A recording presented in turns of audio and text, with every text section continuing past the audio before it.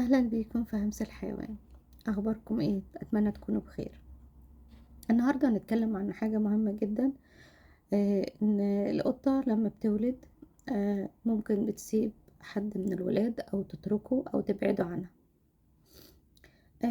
يا ترى ده حكم عليه بالموت؟ إطلاقا لأ. يا ترى إيه السبب؟ يلا بينا نشوف. القطة اللي احنا ما نعرفوش ان احنا القطة يعني بتكون غالبا حلماتها بتكون 5 أو 6.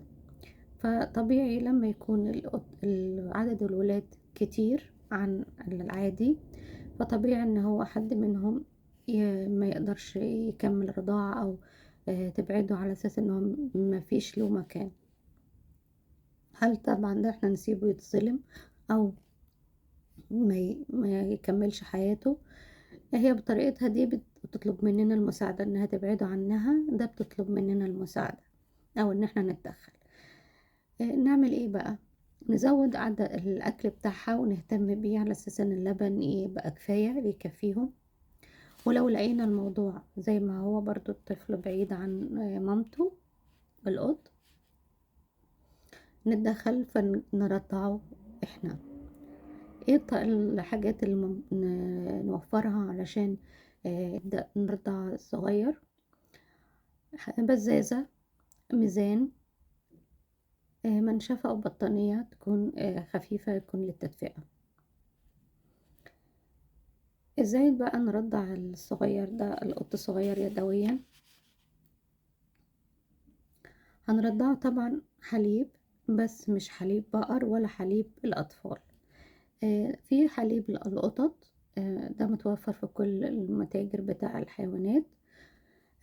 ده حليب مخصص ليه. بنجيبه بندفيه، مش نسخنه تدفئة بس. ونحط القطة أو القط على بطنه مش على ظهره، ونقرب شوية شوية البزازة من بقه، على أساس لسه هو بيتعرف عليها طبعا مش زي حلمة الأم، فبنقربها من بقه بالراحة على أساس يرضع. لو الحليب خرج من مناخيره ان احنا نوقف الرضاعة فورا، عشان كده مش هيقدر يتنفس، فلازم نوقف الرضاعة طالما اللبن نزل طلع من مناخيره. الكمية المناسبة للرضاعة من 3 ل5 ملي جرام، وعدد الرضعات لكل مرة في اليوم كل ساعتين نعمل رضعة. كل ساعتين تتكرر، كل ساعتين تكرر رضاعة، كل ساعتين للقط الصغير. بعد كده نحفزه بقى على التبول والتبرز. بنجيب قطنة مبلولة بمية دافية ونحاول نعمل ده في المنطقة بتاعت ان احنا بيعملوا منها حمام، وبعد كده ننضفه ونرجعه تاني للمكان في مكان دافي. بعد عمر 3 أسابيع نبتدي ان احنا ندخل اكل صلب، ان هو مش صلب جامد، هو حاجات سهلة برضو انه يقدر يمضخها ويقدر ياكلها. اكل سهل معاه. ونقلل الرضاعة تدريجي، ولما يوصل ل5 ل6 أسابيع يبقى كده اكتملت الفطام، يعني شوية بقى خلاص يعني قرب يتفطم.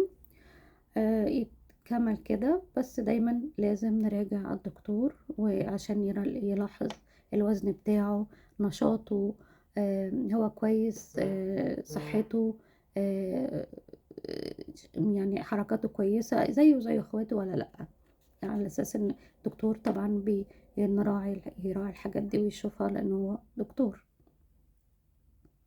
التحذيرات الممنوعة ان لبن الحليب البقر ولا لبن حليب الاطفال، ده ممنوع. ان احنا برضو ما نحطش القط على ظهره، خلي القط وهو بيرضع على بطنه. ما نهملش المتابعة البيطرية، ما نسيبوش من غير مكان دافي. وفي النهاية بقول لك رفض القطة الأم لابنها دي مش النهاية، بالعكس دي بداية لحياة جديدة. بحبك وحنانك انت بتديله حياة جديدة. وما تنسوش لو عجبكم الفيديو لايك وشير وسبسكرايب، واستنوني فيديوهات تانية جديدة ومعلومات كتير عن القطط. وباي باي.